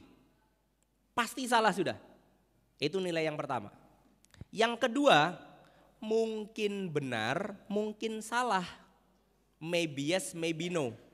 Berarti antara 1% sampai 99% nih nilainya. Jais akil. Oke? Yang ketiga, itu nilai yang disebut pasti benar atau wajib akli atau mustahil salah. Nilainya 100% benar. Di mana biasanya orang ateis mengatakan nilai ini nggak pernah ada, kebenaran mutlak itu nggak ada. Tapi nanti kita akan coba cari, ada nggak kebenaran mutlak. Nah biar semangat, saya punya kuis lagi. Dan kuisnya beda dengan tadi, Bu. Sekarang kuisnya ada hadiahnya. Hadiahnya jam tangan, Bu. Iya, sayang saya nggak bawa jam yang ini ya. Saya punya jam ini, Bu. Dan kalau ibu bisa tebak jawab pertanyaan saya, ibu saya kasih jamnya. Saya pulang, saya bawa ke sini, jamnya saya kasih. Lumayan. Walaupun gak mewah-mewah amat, tapi lumayan buat seru-seruan. Saya punya pertanyaan sederhana saja. Bapak mau jawab juga boleh, karena ini jam cowok ya Pak. Kalau ibu-ibu pakai jam ini agak kurang pas sebetulnya. Atau ibu-ibu mau hadiah yang lain? Handphone, harta saya habiskan lah buat kuis ini, enggak ya. Jam aja sudah ya. Saya punya pertanyaan, ibu-ibu silahkan jawab. Pertanyaannya berikut ini. Perhatikan ya. Ini ngangkat tangan tapi cara jawabnya. Nggak boleh saut-sautan. Syarat yang kedua, ibu nggak pernah dapat kuis ini sebelumnya. Ya, jadi ini harus yang pertama kali ibu dengar dari saya yang boleh jawab ya. Saya memperkecil kemungkinan saya kehilangan jam soalnya ini. Perhatikan. Saya dikasih jam ini sama orang.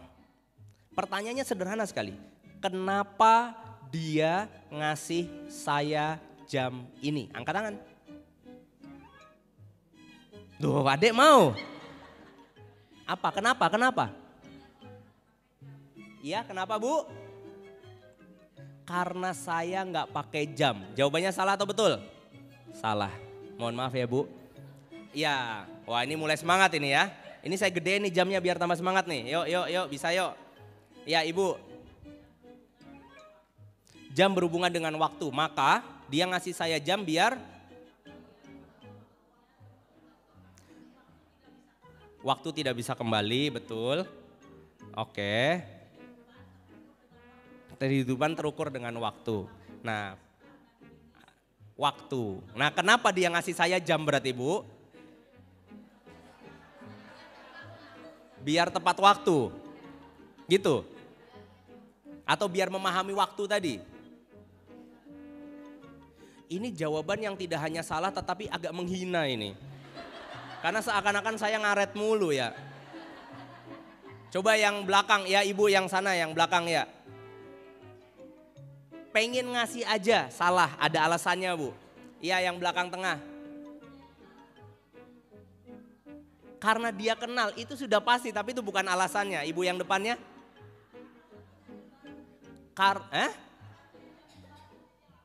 Oh karena dia udah punya jam yang baru maka yang lama dikasih ke saya. Ah ini. Salah Bu.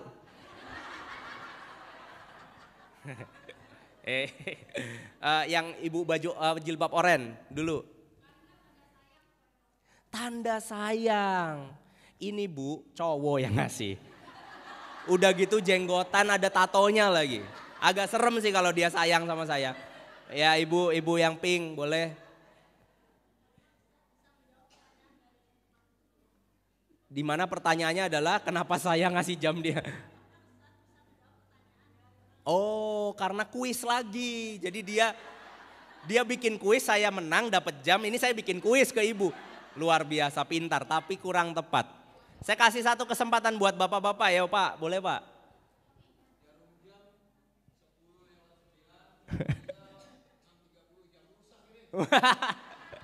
Karena jamnya rusak.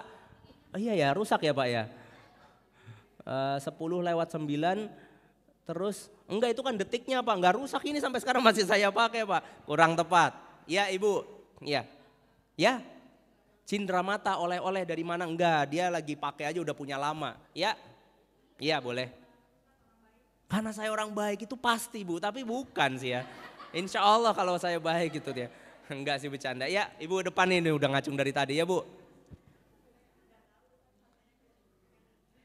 Nah ini dia menarik. Ibu yang di depan, ya boleh Bu kalau mau tepuk tangan boleh Bu ya sama temennya ya. Ibu yang di depan jawab gini, nggak akan ada yang tahu Ustadz, harus tanya sama yang ngasih jam. Loh betul dari tadi kita belajar apa coba? Betul, ibu saya kasih pertanyaan, faktanya ada nggak? Ada nih, jam nih, informasinya tentang jam ada ya? Ibu punya indera nggak untuk ngamatin jam ini tadi? Ibu bisa dengar pertanyaan saya? Ibu ada otak untuk berpikir? Punya maklumat tasabiqoh nggak? Lah kok jawab? Itu loh kenapa jam ini sampai sekarang masih di tangan saya. Ya, jadi ini dadah dulu Bu sama jamnya ya Bu ya, dadah gitu ya. Alhamdulillah sampai sekarang jam ini belum lepas dari tangan saya. Kenapa? Karena ibu tidak mungkin menjawab ini kecuali nanya sama yang ngasih atau nanya sama saya karena saya tahu dari dia yang ngasih atau tanya sama siapapun yang sudah tahu. Kecuali daripada itu semua jawaban ibu itu nyaris pasti salah. Kenapa? Karena ada jutaan opsi.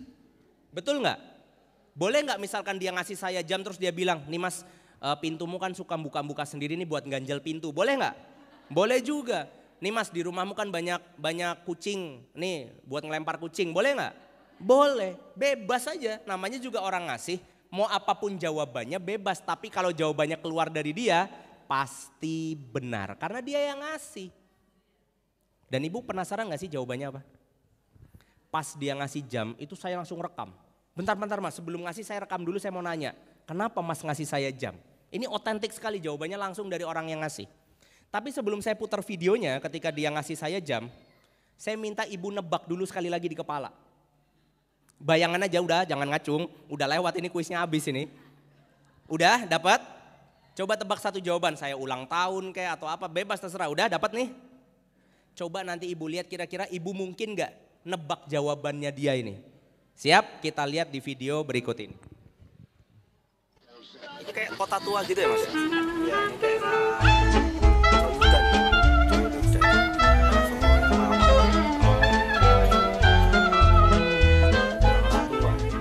Mas, jammu elek Mas.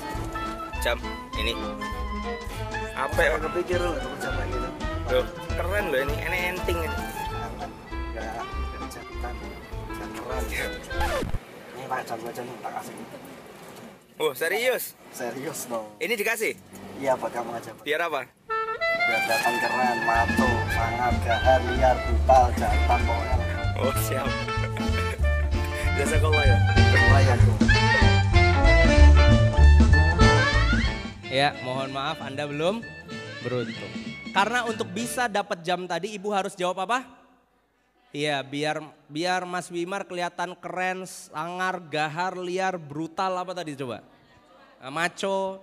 Kira-kira ibu mungkin nggak muncul jawaban itu di kepala? Ya itu kenapa jamnya nggak lepas-lepas sampai sekarang. Tapi Bu, banyak loh masalah itu muncul cuma gara-gara kita tahu kita nggak bisa mikirin ini, tapi kita maksa jawab. Ini kan urusan sepele, jam orang gitu. Ibu salah jawab nggak ada masalah. Tapi ada hal-hal esensial yang ibu kalau salah jawab alias nggak mikir, itu masalah besar buat hidup kita. Nah ini sekarang kita masuk kesimpulan. Tujuannya tadi kita jelasin ini apa? Untuk jelasin pentingnya agama. Berarti konsep jawaban pasti benar itu ada nggak? Ada. Asal yang menyampaikan itu adalah yang haknya untuk menyampaikan. Nah ada di dalam kitab itu 3 pertanyaan besar dalam hidup manusia yang namanya Uqdatul Kubro. Ustadz udah pernah jelasin belum? Ustadz Felix. Ada 3 pertanyaan paling dasar yang harus manusia jawab ketika hidup di dunia. 1, kita ini dari mana? Pertama tuh. Yang kedua, kita ini diciptakan untuk apa? Yang ketiga, besok kita mati itu bakal kemana? Itu 3 pertanyaan yang kemudian Allah sampaikan tegaskan, wal tangzur nafsum ma qaddamat ligat. Lihatlah ke belakang apa yang harus kalian persiapkan untuk masa depan. Pertanyaan masa lalu, dari mana kita berasal? Pertanyaan sekarang, kita itu diciptain buat apa? Pertanyaan besok, mati bakal ke mana? Pertanyaannya, apakah pertanyaan ini bisa langsung kita jawab dengan berpikir? Ayo. Bingung gak sampai sini? Apakah pertanyaan ini layak untuk manusia jawab? Atau dia harus bertanya kepada yang menciptakan kehidupan? Yang mana kira-kira Bu? Contoh kayak tadi, ini paling gampang gini deh. Ini saya kenapa pakai jaket warna abu-abu? Kira-kira ibu bisa jawab atau harus tanya saya? Terus ibu tiba-tiba lahir ke dunia, ibu punya hidup. Pertanyaannya, hidupnya ibu ini boleh ibu jawab sendiri atau harus tanya sama yang ngasih hidup? Itu fatalnya manusia zaman sekarang, dia hidup tanpa pernah bertanya kenapa dia hidup, dan jawaban hasil tebakan dia pakai buat jalanin kehidupan yang dia bahkan gak tahu dia akan mati kemana. Ini fatalnya. Jadi kalau bertanya tentang kehidupan jangan ditanya sendiri. Harus nanyanya sama siapa? Uqdatul Kubro ini. Siapa yang harus ditanya? Yang punya hidup. Yaitu pencipta daripada manusia, yaitu Allah Subhanahu wa taala. Maka di sini muncul alasan beragama. Kenapa kita harus punya agama? Karena kalau kita nggak beragama kita nggak akan pernah tahu hidup kita ini buat apa. Ini adalah pola pikir muslim. Kalau kita nggak punya agama, kita nggak akan pernah tahu mati itu akan kemana. Apakah hidup kita ini sudah surplus dengan pahala atau amsyong dengan dosa, kira-kira begitu. Atau bangkrut dengan dosa. Semua pertanyaan itu tidak ada ilmu pengetahuan yang bisa menjawab kecuali kita tanya kepada Allah Subhanahu wa taala. Saya minta tambahan waktu sedikit ya. Ada satu stand up comedian. Ibu tahu stand up komedi? Ada satu tukang stand up. Ya stand up comedian. Yang pada vlognya itu dia pernah bilang begini. Kayaknya Tuhan nyiptain gue buat jadi stand up comedian deh gitu. Oh itu kalimat yang menurut saya sangat berat itu. Kayaknya Tuhan nyiptain saya buat jadi stand up comedian. Kalau ternyata kalimat ini dia imani, apa yang akan dilakukan setiap hari Bu? Wah dia akan stand up terus, cari panggung untuk bikin orang ketawa. Dia ngomong begini ada dasarnya, dia bilang soalnya aku tuh gampang banget bikin orang ketawa. Dan ketika orang ketawa aku ngerasa masalah dia itu dia lupa. Jadi aku kayak bisa meringankan beban orang dengan cara membuat dia maka dia kumpulkan ketawa sebanyak mungkin Bu. Sebanyak-banyaknya. Karena dia pikir Tuhan dia menciptakan dia untuk jadi stand up. Besok mati gak ini orang? Menghadap Allah. Ketika di hadapan Allah dia bilang, ya Allah saya sudah kumpulkan ketawa persembahanku untukmu ya Allah. Coba lihat, ini hasil daripada jerih payahku hidup di dunia, ku persembahkan ketawa ini untukmu. Pertanyaannya, kira-kira di situ apa yang Allah akan bilang? Ini kalau bahasa Jawa Bu, la sing ngengkon sopo. Nah kalau bahasa Indonesia, Lah yang nyuruh siapa? Kan kamu sendiri yang bilang kayaknya Tuhan, bukan aku yang bilang. Jadi ini orang bikin agama sendiri. Pertanyaannya, banyak gak orang hidup di dunia bikin agama sendiri? Itu banyak sekali. Gue mah yang penting baik lah, gak ganggu orang. Masa iya cuma gak sholat Allah masukin ke neraka? Allah kan maha pengasih. Bikin agama sendiri nih. Kalimat Allah gak mau dia perhatikan. Innalladzina kafaru min ahlil kitabi wal musyrikina finari jahannam misalnya. Orang-orang kafir itu masuk neraka jahanam. Terus ada orang yang bilang itu Bunda Teresa baik banget. Itu ada siapa lagi contohnya, Mahatma Gandhi kurang baik apa dalam hidupnya. Masa Allah akan masukkan dia ke dalam neraka? Dia lupa Allah sendiri yang bilang innalladzina kafaru min ahlil kitabi wal musyrikina finari jahannam. Kalau sampai Allah tidak memasukkan orang musyrik ke neraka jahanam, kira-kira berarti Allah bohong atau enggak? Dan mungkin enggak Allah bohong dengan kalimatnya sendiri? Ini aneh. Jadi Allah bilang apa dia enggak gubris, tapi dia pikir sendiri jawabannya Allah. Persis kayak ibu jawab jam tadi. Bukan ibu yang ngasih gitu kan ya. Ibu enggak tahu kejadiannya, tapi ibu jawab gitu. Dan kita itu sering putus silaturahim gara-gara kayak gini. Kita itu sering miskomunikasi sama suami gara-gara begini. Kita sering kemudian keburu tadi, baper tadi sehingga akhirnya masalahnya jadi ruwet. Bukan karena masalahnya ruwet, tetapi karena kita tidak mau mendudukkan ini bisa saya pikirkan atau enggak. Coba ibu tiba-tiba telepon suami di reject, marah enggak? Kan ibu belum tahu di rejectnya kenapa. Iya enggak? Naudzubillah bu, misalkan ternyata suami ibu misalnya contohnya nih ya, di jalan ngelihat ada kecelakaan. Dia baru turun nolongin orang yang lagi berlumur darah. Lagi gelopot itu bahasa Jawa lagi. Baru berlumur darah tadi itu, tiba-tiba handphonenya bunyi. Kira-kira kalau ibu jadi suami di reject enggak? Lah ini depan ada orang mau mati, bisa difahami. Tapi karena ibu tidak mau melihat faktanya dulu, mengolahnya dulu, keburu berkeyakinan, jahat banget sih di reject. Akhirnya marah. Nah ini yang kemudian sering kita lakukan, makanya saya sendiri juga nyampein materi ini untuk diri saya sendiri. Jangan keburu baper. Dudukan mana yang bisa dipikir, mana yang harus ditanya. Makanya Allah bilang fas'alu ahla dzikri in kuntum la ta'lamun. Bertanyalah kepada orang yang tahu, kepada ulama, kepada ustadz kalau kamu gak tahu. Ini adalah prinsip kita dalam beragama. Terakhir, kesimpulan. Kesimpulan dari pembahasan why should we need religion? 1. Karena ternyata tidak semua pertanyaan mampu langsung akal jawab dengan nilai yang pasti benar. Banyak pertanyaan itu yang harus ditanyakan, bukan dijawab dengan berpikir. Maka kalau semuanya ibu pikir, kita jadi liberal. Allah turunkan syariat riba. Terus ada orang bilang, gak mungkin lah hidup tanpa riba di zaman sekarang. Boleh kali ya riba kalau dikit mah. Lah yang nuntun siapa? Yang revisi siapa? Layak gak kira-kira manusia merevisi agama Allah? Kalau dia berkata mampu itu tandanya dia berpikir dia lebih pintar daripada Allah. Naudzubillahi min dzalik. Tapi pertanyaannya ada gak agama yang umatnya merevisi kalimat Tuhannya sendiri? Oh ya banyak. Makanya Allah sampaikan orang-orang ini adalah orang yang paling zalim. Wa man azlamu mimman iftara 'alallahil kadzib wa huwa yud'a ilal Islam. Orang ini diseru kepada Islam tapi mereka mendustakan ayat-ayat Allah. Hati-hati ya Bu. Nah ini penting. Yang kedua, kita itu butuh petunjuk dalil dari subjek yang ditanya atau yang pasti mengetahui. Jika dipaksa menjawab tanpa dalil, semua jawaban akan bersifat relatif dan resikonya hidup kita akan jadi susah kita buat sendiri. Maka Imam Syafi'i berpesan kepada kita, yuk belajar, yuk ngaji. Karena jika kita tidak sanggup menahan lelahnya belajar, maka kita harus sanggup menerima perihnya kebodohan.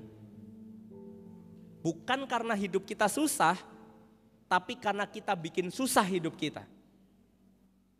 Ada orang gak pernah nanya sama Allah, bisnis aja, mau halal kek, mau haram kek, gak peduli, ditabrak semuanya. ujungnya ternyata hancur berantakan, kelilitan utang sekian miliar. Pertanyaannya, ini Allah yang kasih masalahnya atau dia bikin masalah sendiri? Dia bikin masalah sama hidupnya sendiri. Ada orang gak pernah nanya mana yang mahram, mana yang bukan mahram, main pacaran weh. Hamil akhirnya 9 bulan, nikah di luar nikah, menikah di luar, hamil di luar nikah, menikah di dalam, apa sih, hamil di luar nikah, ya setelah itu menikah dipaksa-paksa biar gak ketahuan hamil misalnya. Setelah itu urusannya jadi repot dibuat sendiri gak? Repot dibuat sendiri karena ternyata suaminya gak paham agama, suaminya suka maksiat, suaminya bahkan selingkuh. Dia kemudian stres. Nanti yang bikin sesek hati ini adalah ketika sudah hancur hidup, orang ini baru datang ke Ustadz. Ustadz, gimana ya rumah tangga saya? Punya anak, gak pernah bertanya kepada Rasulullah, gimana ya Rasulullah membesarkan anak? Gak pernah nanya sama Al-Quran, bagaimana cara terbaik untuk membesarkan anak? Giliran anak sudah bandel, gak pernah mau ngobrol, gak bisa komunikasi, bahkan hidupnya ngawur. Datang dia ke pesantren, Ustadz minta tolong titip anak ya. Ngerti? Itu sedihnya saya, kenapa? Karena agama ini akhirnya cuma jadi tempat pelarian. Cuma jadi tempat untuk apa ya, kalau masalahnya sudah berantakan baru mau tanya agama. Nah ini kan gak tepat. Padahal agama Islam diturunkan agar semenjak awal kita hidup di atas jalan kebenaran. Maka tidak beriman kita ibu bapak sekalian kalau ketika kita punya masalah bukan agama yang kita tanya. Bukan Rasulullah dan Allah yang kita mintai solusinya. Maka jangan sampai kita hidup semacam itu, fahami bahwa ada banyak hal yang harus diputuskan Allah dibandingkan harus kita pikir. Dari sanalah kemudian insya Allah hidup kita akan lebih bermanfaat, hidup kita akan lebih bermartabat, dan hidup kita akan lebih selamat. Insya Allah itu yang bisa saya sampaikan, kurang lebihnya saya mohon maaf ibu bapak sekalian atas kurang dan banyak salah saya. Terima kasih sudah hadir di masjid yang Masya Allah ini. Ini akan ada banyak bu, ngomong-ngomong program yang akan kita jalankan di masjid ini. Insya Allah bareng dengan Ustadz Felix dan tim-tim daripada tim dakwahnya Ustadz Felix Siau. Insya Allah akan berjalan di Bogor ini namanya kelas eksekutif Yuk Ngaji. Nanti ibu bisa lihat informasinya di Yuk Ngaji ID. Silahkan kalau ada yang putra putrinya pengen ngaji secara komprehensif materi-materi kami terkait akidah dan lain-lain, itu ibu bisa ikutkan namanya kelas eksekutif Yuk Ngaji. Ustadz juga menyampaikan nanti akan ada program iktikaf di masjid ini. Juga ada program-program lain yang memang lebih banyaknya khusus untuk remaja dan anak muda karena mereka yang paling butuh kita fahamkan untuk sementara ini. Karena mereka yang akan memegang generasi ke depan. Jadi sudah kemarin di kontak ada bela diri, kemudian ada panah, kemudian ada ekskul-ekskul yang lain dan lain-lain, itu insya Allah akan kita ramaikan di sini. Semoga ibu juga bisa mensupport, mendorong keluarga untuk hadir ke program-program Masjid Mutakin, sekaligus juga mensupport untuk kemudian mungkin ada dana yang bisa kita supportkan untuk dakwah Mutakin, khususnya dalam pembangunan karena setahu saya masjid ini sedang memperbaiki kubah ya, dan juga untuk memperbaiki fasilitas-fasilitas yang lain. Itu saja yang bisa saya sampaikan. Oh iya, mohon. Oh baik, silakan kalau ya silakan ibu. Kalau ada sunduk mungkin bisa diputarkan sebagai bentuk daripada kita untuk mensupport masjid ini sekaligus dakwah-dakwah yang ada di masjid ini. Alhamdulillah Ustadz sudah pindah 100% di Bogor ibu. Nah, bersama saya dan juga tim-tim Yuk Ngaji yang lain. Jadi insya Allah kita memang concern sekali untuk menjadikan masjid ini tempat untuk lahirnya anak-anak muda yang islami khususnya, dan juga kemudian program-program yang insya Allah akan bermanfaat khususnya di Bogor ini. Itu saja atas kesimpulan yang mau saya sampaikan sederhana sekali. Jadikan agama sebagai referensi utama, bukan referensi ketika masalah kita sudah kemana-mana. Nah itu saja kesimpulannya. Wabillahi taufiq wal hidayah. Wallahu alam bisawab. Afwan minkum. Wassalamualaikum warahmatullahi wabarakatuh.